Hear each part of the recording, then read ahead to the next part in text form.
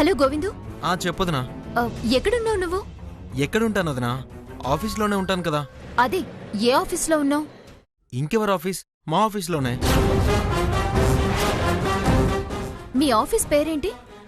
ఇప్పుడు దాని పేరు నీకెందుకు? గోవిందు, చిన్న పని మీద మీ ఆఫీస్కొచ్చాను. నువ్వున్నావేమో కలిసి వెళ్దామని. అంటే నాకు జాబ్ లేదని మా వదినకు తెలిసిపోయిందా? ఆ అనుమానంతోనే మా ఆఫీస్కి వెళ్ళిందా? అదే జరిగితే నేను చెప్పిన అబద్ధం బయటపడుతుంది. నాకు ఉద్యోగం లేదన్న సంగతి కన్ఫర్మ్ అయిపోతుంది. ఏంటి గోవిందు మాట్లాడవేంటి? ఎక్కడున్నావు నువ్వు? అది ఆఫీస్ పని మీద బయటకు వచ్చాను వదినా. మీరు అక్కడ ఎంతసేపు ఉంటారు? నువ్వు వస్తానంటే ఎంతసేపైనా ఉంటావు. నాకు కొంచెం టైం పడుతుంది వదినా, మీరు వెళ్ళిపోండి. అయిపోయింది, అంతా అయిపోయింది. వదినకి నిజం తెలిసిపోయింది. ఇప్పుడు నా బండారం మొత్తం బయటపడుతుంది.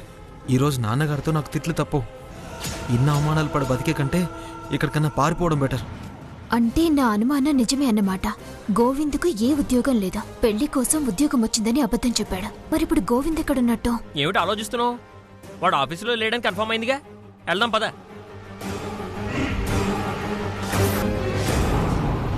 ఇదిగో బాబు డబ్బులు. ఖాతాలో రాసుకోండి. వెళ్ళవయ్యా, పొద్దున్నే దొరికింది భలే ఖాతా. మీ డబ్బులు నేనేమి ఎగ్గొట్టుకోనులేండి. నాకు ఉద్యోగం రాగానే ఇచ్చేస్తాను. నీకు ఉద్యోగం వస్తుందా? ఏ ఉద్యోగం దొరక్క అక్కడ ఇక్కడ తిరిగి చివరికి నా దగ్గరికే వస్తావులే. ఏమన్నావు? ఎల్లవయ్యా, ఎల్లు పని చూసుకో.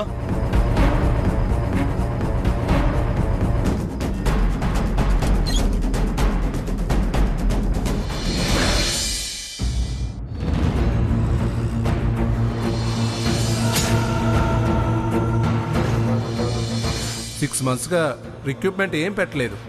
న్యూ స్టాఫ్ ఎవరిని తీసుకోలేదు. నాకు ఉద్యోగం వచ్చింది నాన్నగారు. ఓ ప్రైవేట్ కంపెనీలో జనరల్ మేనేజర్. నెలకి 25,000 జీతం, అడ్వాన్స్ కూడా ఇచ్చారు. గోవిందు, నువ్వెక్కడున్నావు? నేను ఆఫీస్లో ఉన్నాను. నిజంగా నువ్వు ఆఫీస్లోనే ఉన్నావా? మరి లేకపోతే రోడ్డు మీద కూర్చుని ఆఫీస్లో ఉన్నానని అబద్ధం చెప్తున్నానా?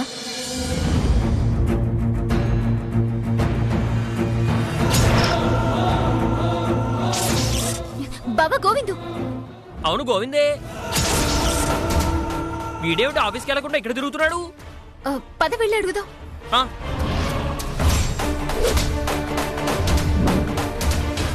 అన్నా వదినా,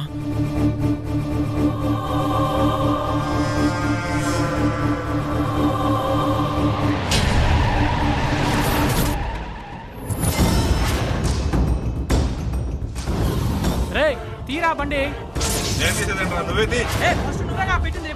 తీయండ్రా కార్లు. తీరా.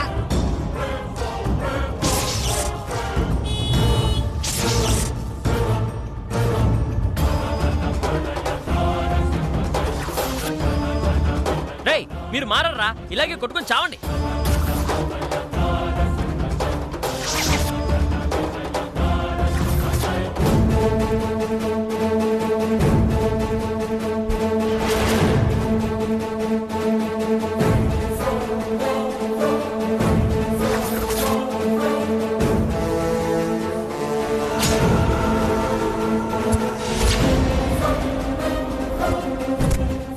ఏడువిడి ఇక్కడే కదా ఉండాలి.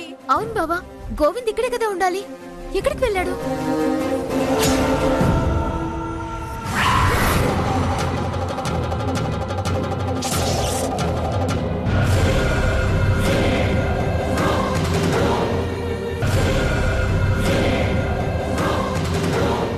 గోవింద్ ఇక్కడే కదా కనిపించాడు. ఏమైపోయినట్టు బావా? అదే నాకు కూడా అర్థం కావట్లేదే. అయినా మనల్ని చూసి దాక్కోవాల్సిన అవసరం వాడికే ఉంది. నాకు తెలిసి ఖచ్చితంగా ఆఫీసులో ఉద్యోగం లేదు. అందుకే మాకు దొరకకుండా ఇలా దొంగచాటుగా తిరుగుతున్నట్టున్నాడు. ఏం కర్మ పట్టింది గోవింద్ నీకు? సరే బావా, ఆఫీస్కి టైం అవుతుంది, పద వెళ్దాం. పద.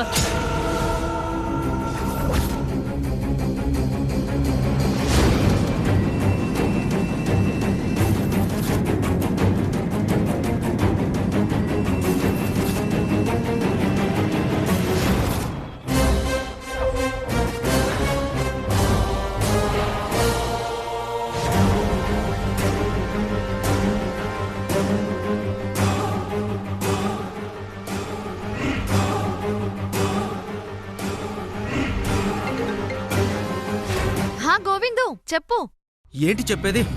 నీ మాటలు నమ్మి నేను ఇంట్లో అబద్ధం చెప్పినందుకు నాకిప్పుడు తగిన శాస్తి జరిగింది. ఏమైంది గోవింద్? ఇంకా ఏం కావాలి? నాకు ఉద్యోగం లేదన్న విషయం వదినకి తెలిసిపోయింది. పద్మావతికి నీకు ఉద్యోగం లేదన్న విషయం తెలిసిపోయిందా? అవును. ఆ విషయం నీకెలా తెలుసు? ఎలా తెలిసిందా? నేను ఏ ఆఫీస్లో అయితే పనిచేస్తున్నానని చెప్పానో అదే ఆఫీస్కి అన్నయ్య వదిన వెళ్లారు. అక్కడ వాళ్ళని అడిగి నాకు ఉద్యోగం ఉందా లేదా అని తెలుసుకున్నారు. అక్కడి నుంచే నాకు ఫోన్ చేశారు. నాకేం చెప్పాలో తెలియక ఆఫీస్ వర్క్ మీద బయటకొచ్చానని చెప్పాను. మా వదిన అబద్ధాన్ని నమ్మలేదు. నమ్మకపోతే ఏమైంది గోవిందు? మెల్లిగా ఏదో ఒక మాయ మాటలు చెప్పి నమ్మించేద్దాం. ఆ అవకాశం కూడా లేద్దామని. ఏ ఎందుకు లేదు? ఎందుకంటే నేను రోడ్డు మీద బేవర్స్లా తిరగడం వదిన అన్నయ్య చూసేశారు. వాళ్ళకి నా మొహం చూపించలేక దాక్కున్నాను. ఏంటి, నిన్ను రోడ్డు మీద చూసేశారా? అవును దామిని. ఈ నిజం ఇంట్లో తెలిస్తే మా వాళ్ళందరికీ నా మొహం ఎలా చూపించను? వాళ్ళు తిట్టే తిట్లకి మా వదిన చేసే అవమానం ఎలా బతకాలి? నా మీద నాకే అసహ్యం వేస్తోంది. ఎదిగో గోవింద్, నువ్వేం భయపడకు. మీ వదిన చేసే టార్చర్ నుంచి నిన్నెలా కాపాడాలో నాకు బాగా తెలుసు. నువ్వు మాత్రం ఉద్యోగం ఉందనే వాదించు. నీకు సపోర్ట్ నేను చేస్తాను. అవసరమైతే నువ్వు ఉద్యోగం చేస్తున్నావన్న సాక్ష్యాలు నేను తీసుకొస్తాను. ఏంటి, మళ్ళీ దొంగ సాక్ష్యాలు పుట్టిస్తావా? దాన్ని కాపాడుకోవడానికి ఇంకో 100 అబద్ధాలు చెప్పాలి. జీవితాంతం అబద్ధాలు చెప్పుకుంటూనే బతకాలా? తొక్కలో పెళ్లి, లేకుంటే లేకపోయింది. ఇంకా నేను అబద్ధాలు చెప్పను. అయ్యో గోవింద్, నువ్వు అబద్ధం చెప్పకపోతే నీ పెళ్లి జరగదు. నీ పెళ్లి జరగకపోతే ఆస్తి నీకు రాదు. మొత్తం మీ వదినే తన్నుకుపోతుంది. ఆ తర్వాతి పరిస్థితి నాకంటే నీకే బాగా తెలుసు. ఛీ, వెధవ ఆస్తి. ఆస్తి కోసం ఇన్ని వెధవ పనులు చేయాలా? ఇలా అందరి ముందు దోషిలాగా తలవంచుకుని దొంగలా బతకడం కంటే డబ్బులు లేకపోయినా నిజాయితీగా బతకడంలో తృప్తి ఉంటుంది దామిని. ఇప్పుడు అలాగే అనిపిస్తుంది గోవింద్. డబ్బు లేకపోతే అన్ని అవమానాలే ఎదురవుతాయి. అప్పుడు అనుభవిస్తే గాని అర్థమవ్వదు. నా మాట విను గోవింద్, ఆవేశపడకు. నిన్ను ఎలా కాపాడాలో నాకు బాగా తెలుసు. నన్ను నమ్ము. ఈ ఒక్కసారికి నువ్వు చెప్పినట్టే చేస్తాను. ఏమైంది దామిని? ఇంకా ఏం కావాలి? ఆ గోవింద్కు ఉద్యోగం లేదన్న విషయం పద్మావతికి తెలిసిపోయిందంట. అమ్మో, ఇప్పుడు ఎలాగా? దాని గురించి ఆలోచిస్తున్నాను. ఏదో ఒకటి చేసి గోవింద్ని ఈ గండ నుంచి గట్టెక్కించాలి.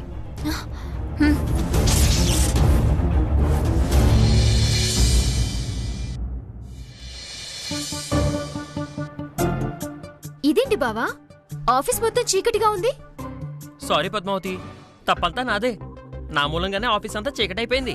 ఏం మాట్లాడుతున్నావు బావా? ఆఫీస్ చీకటవడానికి నువ్వెలా కారణమవుతావు? అది ఇందాక మన ఇద్దరం బండి మీద వస్తున్నావా? ఆ వస్తున్నాం. అప్పుడు బాగా ఎండగా ఉంది, చెమటలు పట్టేస్తున్నాయి అన్నానా?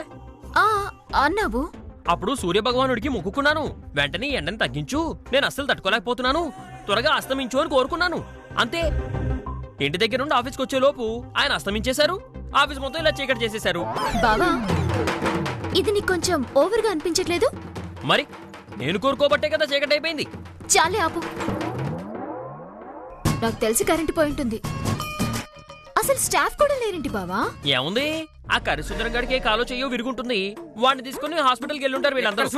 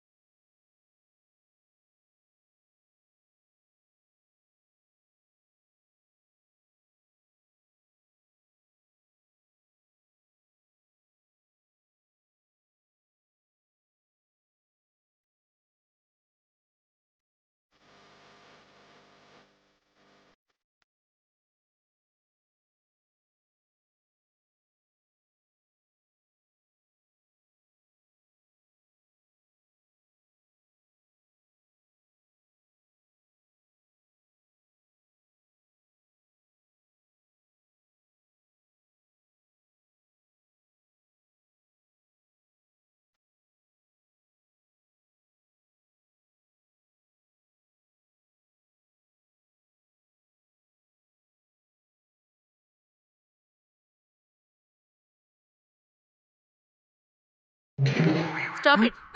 ఏంట్రా, ఏం చేస్తున్నావు? మేడం, మీకు ఇంకా అర్థం కాలేదా? సారు మొక్కుకున్నారంట. ఏమని? ఆఫీస్లో ఉన్న స్టాఫ్ అందరినీ హాస్పిటల్ బాల్ చేద్దామని. అందుకే ఆ ప్రయత్నంలోనే ఉన్నారు. ఇంకొంచెం సేపు అయి ఉంటే అందరూ హాస్పిటల్ బాల్ అయ్యేవారు. బావా నువ్వు బాబు సార్, అసలు ఈ గెటప్ ఏంటి, ఈ డాన్స్ ఏంటి, అసలేంటి సార్ ఇదంతా? నీకు చెప్పలేదు కదా పద్మావతి, యాక్చువల్ గా మనకు కేరళ ఫ్యామిలీ వాళ్ళ ఇంట్లో జరగబోయే పెళ్లికి ట్రెడిషనల్ వేస్ ఆర్డర్ ఇచ్చారమ్మా. దానికి సంబంధించిన డెమో పంపించమన్నారు. ఆ కేరళ పెళ్లి కొడుకులాగా వీడు గెటప్ వేసుకుని డెమో ఇస్తున్నాడు. ఇది అసలు విషయం. ఓ సార్ డెమో ఇస్తున్నారా? Super sir, very nice. అసలు మీరు డ్రెస్ లో నల్ల పందికి తెల్లబట్టలు వేసినట్టున్నాడు. ఏ శ్రీనివాసు గేటన్నా ఇప్పుడు నువ్వు? అదే సార్, రజనీకాంత్ కి డూప్లా ఉన్నారంటున్నాను. నిజంగా అలాగే ఉన్నానా? Thank you Srinivas, thank you so much. బావా అమ్మా పద్మావతి, నాదో చిన్న రిక్వెస్ట్ అమ్మా. అయ్యో, మీరు నన్ను రిక్వెస్ట్ చేయడం ఏంటి మేడం? ఆర్డర్ వేయాలి కానీ. మీరేం చెప్పినా చేయటానికి నేను రెడీగా ఉన్నాను.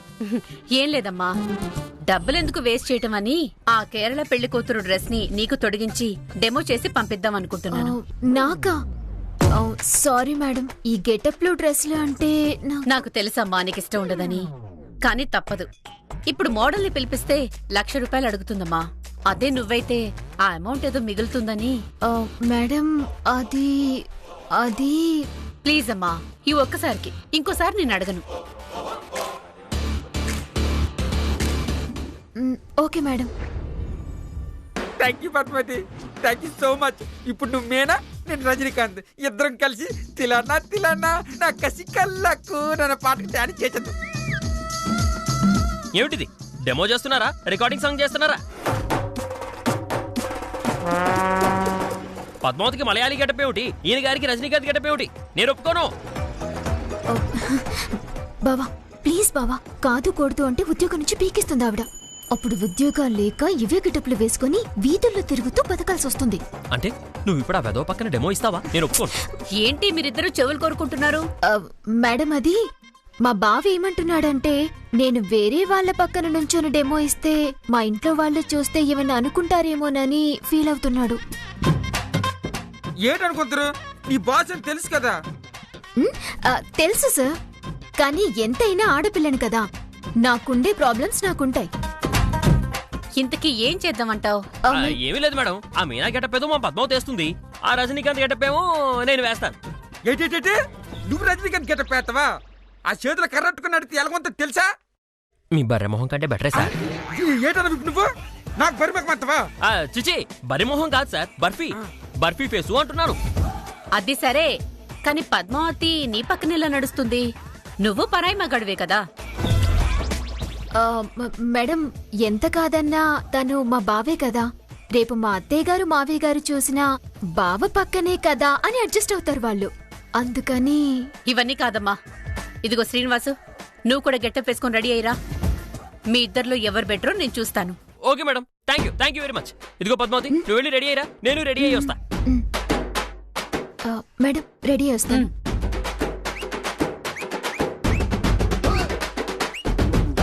ఏడు శ్రీనివాసు, పద్మావతి పక్కన డెమో చేస్తావా? అంతే నాకు పోటీనా? చెప్తాను రే, నీకు చెప్తాను. ఈ డెమో నువ్వు ఎలా చేస్తావో చూస్తాను.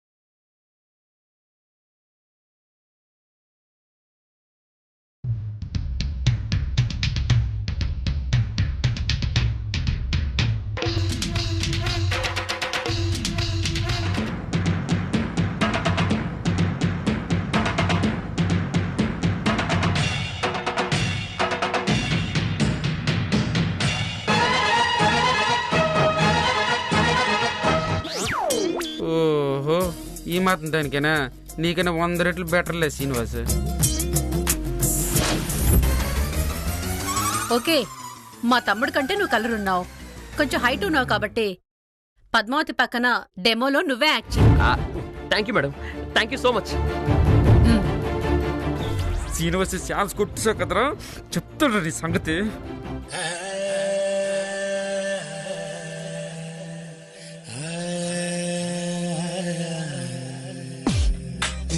మేడం,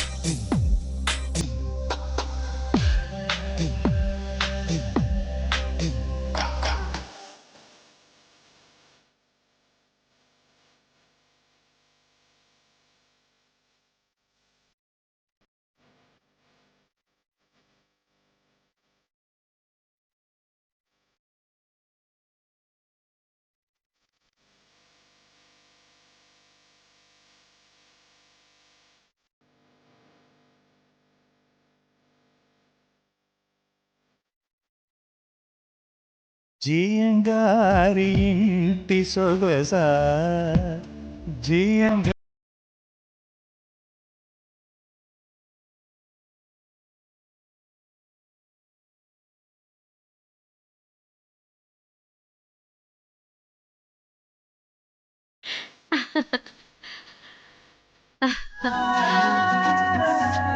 వావ్, ఎంత అందంగా ఉన్నావు పద్మావతి. ఎవరైనా చూస్తే నువ్వు మలయాళీవే అనుకుంటారు. సో ఈ లుక్ కోసమే నిన్ను గెటప్ వేసుకోమన్నాను. పర్ఫెక్ట్ మలయాళీలో ఉన్నావు. Thank you madam. మేడం, మరి నేను పర్ఫెక్ట్ మలయాళీలా లేనా? ఆ, నువ్వే మలయాళీలా లేవులే, తమిళ్ రజనీకాంత్లా ఉన్నావు. కాకపోతే మనకు ఆర్డర్ ఇచ్చింది మలయాళీలు కాబట్టి నీ గెటప్ గురించి పెద్ద ఇంపార్టెన్స్ లేదు. ఏదో ఉండాలి కాబట్టి ఒక మేల్ ఉంటావు అంతే. మేడం, ఇప్పుడు మేమేం చేయాలి? ఏం లేదమ్మా, నువ్వు శ్రీనివాస్ చెయ్యి పట్టుకుని ర్యాంప్ వాక్ లాగా నడుస్తూ చిన్న స్టిల్స్ ఇవ్వండి. మేం మ్యూజిక్ పెడతాం, చిన్న స్టెప్పులు వేయండి చాలు. అయ్యో, స్టెప్పులా మేడం? ఏ, నాతో స్టెప్పులు వేయాలంటే భయమా? అంత లేదు, కాకపోతే ఇది డెమో కదా అని. నో ప్రాబ్లం పద్మావతి, వాళ్ళకు కొంచెం ఇన్నోవేటివ్ గా చూపిస్తేనే ఈ కాంట్రాక్ట్ మనకు వస్తుంది. ప్లీజ్ ఒకసారి ట్రై చేయి. సరే మేడం. సరే పద పద్మావతి.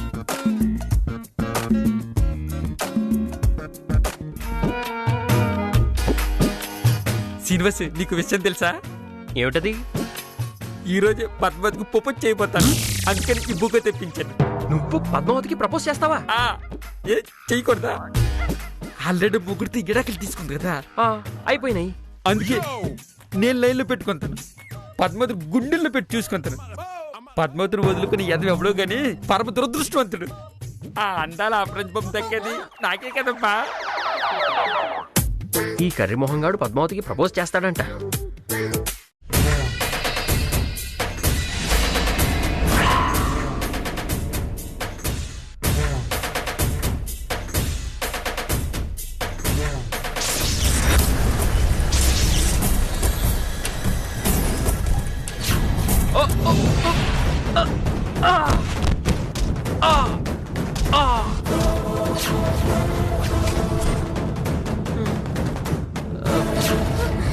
బాబా,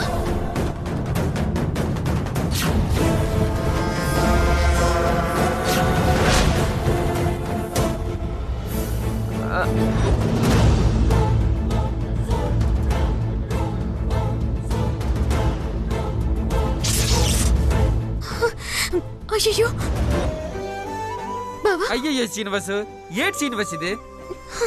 తిన్నగా నడవడమే చేత కదా కానీ ర్యాంప్ వాక్ చేస్తామట, ర్యాంప్ వాక్. అయినా ఇవన్నీ నీకు అవసరమా? కుంటుకులా చింటి కోసం అంటారే అలా.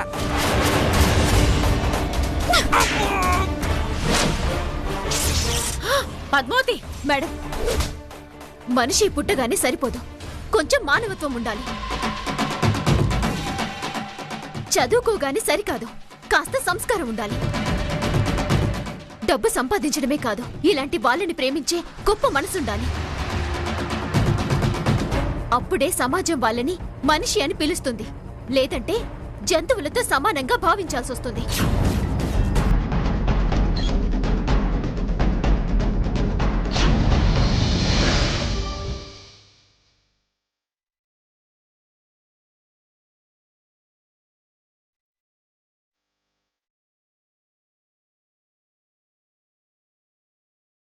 చూసావక్క పద్మావతి నా గేట్ అన్నదు.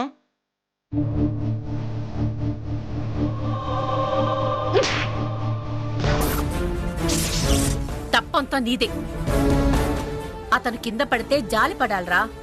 అవటి వాళ్ళని అవమానిస్తే పద్మావతే కాదు, ఆ స్థానంలో ఎవరున్నా ఇలాగే రియాక్ట్ అవుతారు. తన బావ కాబట్టి కొంచెం ఎక్కువ రియాక్ట్ అయింది. ఒళ్ళు దగ్గర పెట్టుకో. సారీ అక్క, సారీ శ్రీనివాస్. It's okay. అమ్మా పద్మావతి, మేడం ర్యాంప్ వాక్ చేయండి. బావా నువ్వు ఓకేనా? ఆ, స్టార్ట్ చేద్దాం మేడం. పదండి.